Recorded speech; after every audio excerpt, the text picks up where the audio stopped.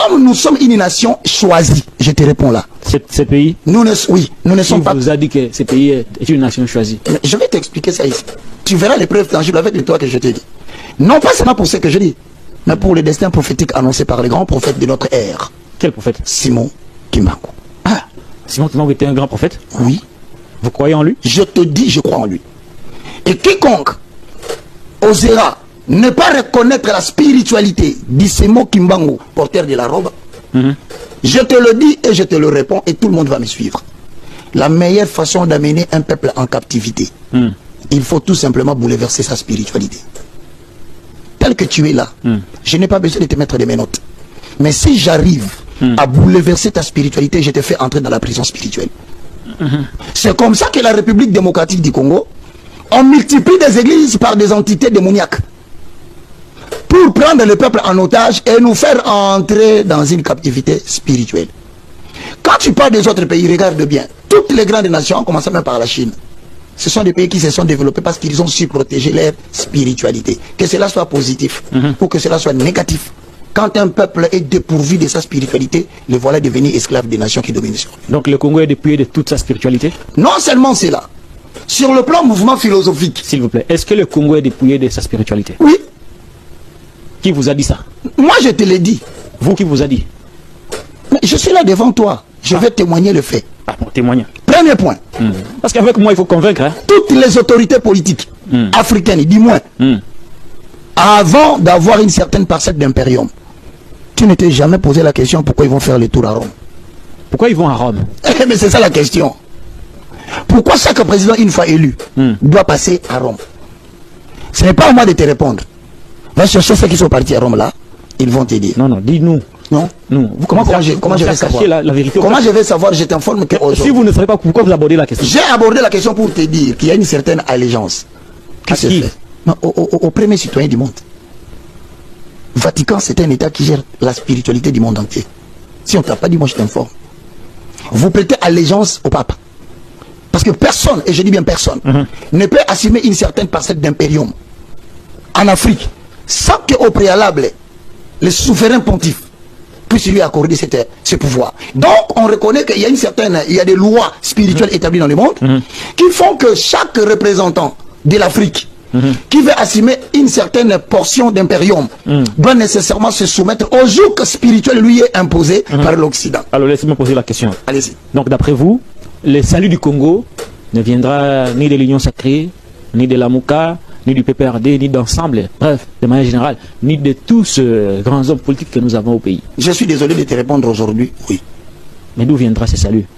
Pourquoi j'ai dit d'abord que ça ne viendra pas? Je vais épiloguer encore si tu me permets, pendant 2-3 minutes. Quand vous avez le pouvoir en Afrique, les mouvements philosophiques viennent vous rendre visite. Mouvement philosophique? Il y a. Parce qu'on a 3 types de religions dans le monde. Les religions monothéistes qui confessent l'existence d'un seul Dieu, ceux-là ne vous rendent pas visite. Ils ne viennent jamais. Hein. Non, parce que Dieu lui-même ramasse de la poussière, il élève. Donc, il commence avec vous quelque chose, il vous fait asseoir parmi les grands. Mais quand vous êtes assis parmi les grands, les deuxièmes mouvements qui peuvent venir vous visiter, ce sont des mouvements polythéistes. Ça s'appelle le mouvement de New Age. Ça, tu peux garder ta religion catholique, tu peux garder ta religion protestante, pentecôtiste, mais à la base, tu es soit franc-maçon, tu es soit écancard, tu es soit autre. Ce sont des mouvements philosophiques qui, lorsqu'ils viennent déjà vous voir avec des mouvements philosophiques, vous emprisonnent. Vous entrez dans une prison en sorte que vous ne pouvez pas servir les intérêts de votre peuple. Mais comment les mêmes occultistes ailleurs servent les intérêts de leur peuple? Non, je te parle d'une nation comme la Chine. Tu vas aller demander à la franc-maçonnerie d'aller en Chine. Ça va entrer comment? Non, ils ont leur spiritualité. L'Angleterre, par exemple, avec l'église anglicane. Toi, tu vas aller introduire la spiritualité comment? L'Angleterre, le Canada, les États-Unis, l'Amérique sont tous dans le même Dieu. Et tous les pays qu'on appelle les pays du Commonwealth, qui prônent la langue anglaise, ils sont soumis aux mêmes divinités.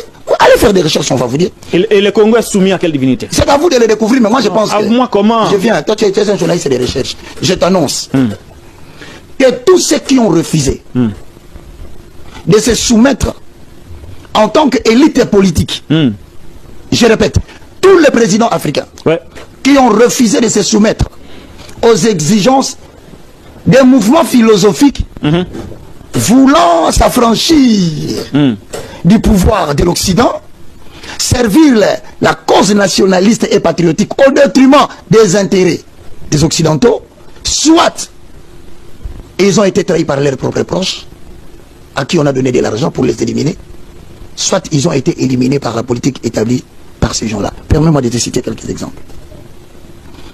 En 1989, 1957, je m'excuse, le Ghana déclare l'indépendance. C'est quoi Nkrumah?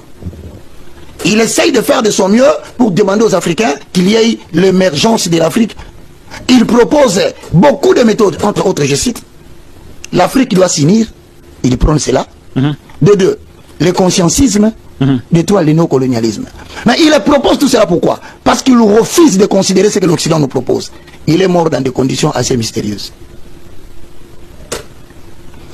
J'ajoute, en 1957, s'élève au Congo un monsieur qui refuse la proposition de l'occultisme du blanc. Parce qu'à l'époque, déjà Simon Kimbangu, à travers Kim Panvita, Dipanda Dianzolu, savait que le problème n'est pas politique au Congo. Le problème au Congo, c'est Banzambi Bayeli Biso Awa. Le dieu du blanc est dangereux. S'il arrive à le faire asseoir, nous voici partis dans l'esclavage. Kimbangu est éliminé. Kim Panvita est éliminé, brûlé vif. Ce n'est pas fini. Lumumba qui comprend cette idéologie va vouloir maintenant... Il était très proche de Simon Kimbangu. Il voulait prendre les idéologies de Simon Kimbangu, mais il n'avait pas la spiritualité de Simon Kimbangu. Il est très vite éliminé. Nous arrivons en 1987. Un jeune homme va vouloir développer les mêmes idées quasi similaires, affranchir l'Afrique de la domination spirituelle que lui impose la francophonie. Thomas Sankara, l'information va tomber le soir. Parmi les 100 personnes tuées, Thomas Sankara est tombé. Qui l'a trahi? Blaise Compaoré. Son proche. Voilà pourquoi le jour où on lui dit qu'on va t'assassiner, il dit qui? On dit Blaise Compaoré. Alors si c'est Blaise Compaoré, je vais mourir. Le Congo aura toujours, l'Afrique aura toujours ses propres citoyens qui seront à la solde des Occidentaux. Très bien. Qui travailleront. Ça c'est bien dit. Mais la spiritualité du Congo, elle est comment? Quel est l'état des lieux de la spiritualité du Congo? Est-ce que c'est par là que viendra la délivrance du Congo? Ah non. Je dis non.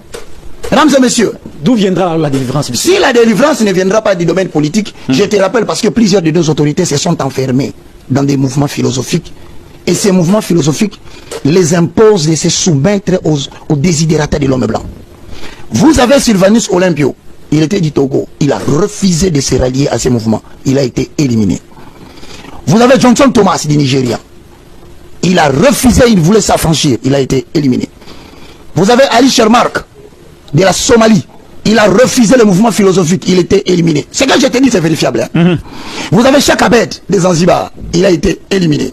Richard Ratsemadrava de Madagascar, il a refusé que l'on puisse implanter dans son pays des choses qu'il n'aimait pas. Préparez-moi la prophétie du révérend. Merci. Sur Caméré. François, c'est très peu de temps. François Tombalbaye, éliminé.